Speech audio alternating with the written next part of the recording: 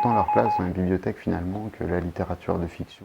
Le constat que je pourrais faire au niveau de la culture scientifique dans les bibliothèques, c'est que quand on parle de culture scientifique, on ne pense pas forcément aux bibliothèques d'emblée. La raison principale à mon avis, c'est parce que les bibliothécaires ont souvent un profil littéraire, ils viennent souvent de filières littéraires. Le grand public est un public en or, qui a les yeux qui brillent quand on lui explique comment fonctionne le monde, et ça c'est un grand plaisir pour un pédagogue.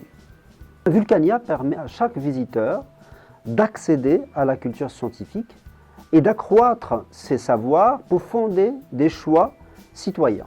Elles lui ont souhaité joyeux anniversaire alors que lui était à 400 km d'altitude et à l'autre bout du monde. C'est peut-être pas très scientifique, il n'y a pas beaucoup d'équations, mais la science, ce ne sont pas que des équations, c'est beaucoup d'émotions et quand j'y pense, j'en ai encore la chair de poule, c'était extraordinaire.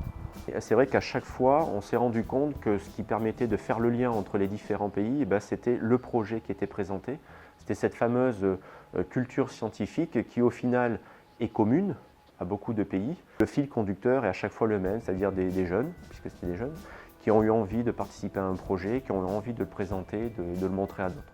J'ai fait 2 formations et la première qui m'a permis d'utiliser lunettes, télescopes et d'observer le ciel et de voir les étoiles.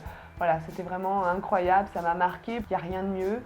C'est comme ça qu'on prend conscience de la grandeur des choses et je suis très contente maintenant d'avoir acheté le matériel et de pouvoir le faire vivre de nouveau aux enfants et j'espère qu'ils seront aussi enthousiastes que moi.